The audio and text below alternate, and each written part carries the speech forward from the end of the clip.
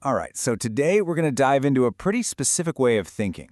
It's about a mind that processes life in these deep, interconnected layers. If you've ever felt like you're seeing way more than just what's right in front of you, well, you're definitely in the right place.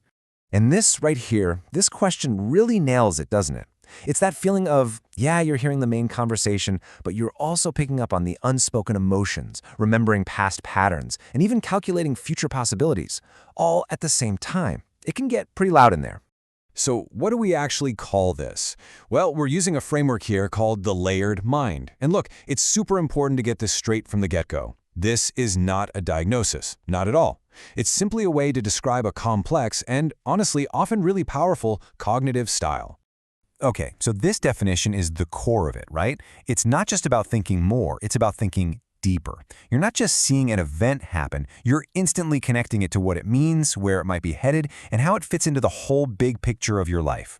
This analogy just paints the perfect picture. So imagine your boss says, "Nice work." Now, some people might just hear the praise and move on. But a layered mind, you're processing the hurried tone, the tension you saw on their shoulders, the stress from that recent project. You might be holding three possibilities at once. Maybe it was genuine, maybe it was just polite but rushed, or maybe it was praise mixed with some unspoken pressure. You're just taking in all the data. All right, so let's get really clear on what this concept is, and maybe more importantly, what it's not. We want to make sure we're all on the same page and avoid any confusion. In the world of psychology, this isn't some brand new, out-of-the-blue idea. It actually overlaps with a lot of well-established concepts. You've got cognitive complexity, that's seeing all the gray areas, super fast pattern recognition, metacognition, which is basically thinking about your own thinking. Then there's this drive from meaning beyond yourself and a high sensitivity to social cues. It's really the combination of all these traits that creates that whole layered experience. And here's a really crucial reality check. Having a layered mind does not mean you're smarter than everyone else. It doesn't mean you're automatically doomed to be anxious or too sensitive. It's definitely not mind reading, and it's for sure not a personality disorder. It's a cognitive style. Now, of course, if these traits were causing you a lot of distress, seeking out professional support is always a good idea. Okay, this is a big one. We've got to talk about the difference between layered thinking and just plain old overthinking. Layered thinking is productive. It's connecting the dots to find meaning, and it actually leads to a decision. Overthinking, though, that's a fear-based loop. It just keeps adding doubt and usually ends with you avoiding the thing altogether. And let's be real, the same person can absolutely do both, especially when they're stressed out. So how does this actually show up in your life? Let's walk through 7 common signs that you might just have a layered mind. As we go, just see if any of these sound familiar. The first sign is pattern recognition. You don't just see a single event, you see the repeating pattern behind it. It's like you see why projects always seem to hit a wall in the same phase. The sixth sign, systems thinking, is really closely related. You look past the surface stuff to see the hidden system underneath, those unspoken rules that are keeping a conflict totally stuck. Wow, this quote, "A parent did their best and still hurt you," just hits so hard, and it captures this second sign perfectly, holding contradictions. Layered minds are just really comfortable with both and thinking. You get that two opposing things can be true at the exact same time. A job can be good for you and still be the wrong path. A friend can be super kind and still be unreliable. It just allows for so much nuance where other people might want a simple black or white answer. Okay, next up, let's talk about how this shows up with other people. Number 3 is reading microsignals. You notice those tiny shifts in tone or body language that just fly by most people. But the key here is learning to treat what you pick up as a signal, not a final verdict.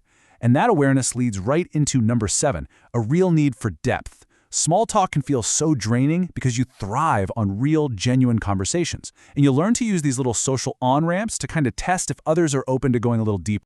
And finally, the last couple of signs are all about your inner world. Sign number 4 is this constant drive for meaning. You're probably asking, does this align with my values? Just as much as you're asking, will this work? And sign 5 is a really strong self-awareness. That ability to watch your own mind do its thing. The absolute non-negotiable part of this one, though, is pairing that awareness with some serious self-kindness to avoid just being hard on yourself. So when you start putting all these different traits together, what you get is an experience that is very much a double-edged sword. I mean, it can feel like an absolute superpower one day and a really heavy weight the next. And this table just lays it all out, doesn't it? On the one hand, your ability to see patterns gives you incredible insight and creativity. But on the other, it can make you feel totally misunderstood. Your empathy helps you build deep connections, but you're at risk of absorbing everyone else's emotions. And your talent for long-range thinking is a huge strategic asset, but man, it can easily lead to mental overload. And stress is the amplifier. When you're tired or overwhelmed, all those audio tracks we talked about get turned up to 11. Your sensitivity just spikes, the mental noise can become absolutely deafening, and it can feel impossible to rest. This is exactly why managing your energy is completely non-negotiable. So if this is you, the goal is not to try and fix this way of thinking. The real goal is to learn how to work with it. So let's look at some really practical strategies for actually thriving with a layered mind. Okay, so when your mind is just racing, you need to pull yourself back into the present moment. These are simple 3-minute resets you can do anywhere to just interrupt the noise. A brain dump gets all those swirling thoughts out of your head and onto paper, which gives you some distance. The 5-4-3-2-1 technique uses your senses, what you can see, hear, feel, to pull you out of your head. These aren't just little tricks, they actually work by calming your nervous system down. Now, seeing all the angles could easily lead to analysis paralysis. So this framework, it's a total lifesaver. Instead of searching for the one perfect answer, you just define the real question, pick 3 good enough criteria, and set a deadline. But here's the magic trick. You commit for a trial period. This takes so much pressure off of making one huge final decision because you know you can always review it and adjust later. It's about making progress, not finding perfection. And really, this is the core takeaway right here. If any of this has been resonating with you, please hear this. Your mind is not a problem to be fixed. It's not a bug in your system.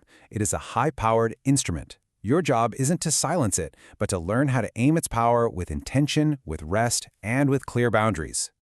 So I'll just leave you with this question to think about. What is one way you can honor your depth this week? Maybe it's scheduling some quiet time for a deep conversation. Maybe it's just allowing yourself to make a good enough decision. Or maybe it's just taking that simple 3-minute break to calm the noise. How are you going to direct your power this week?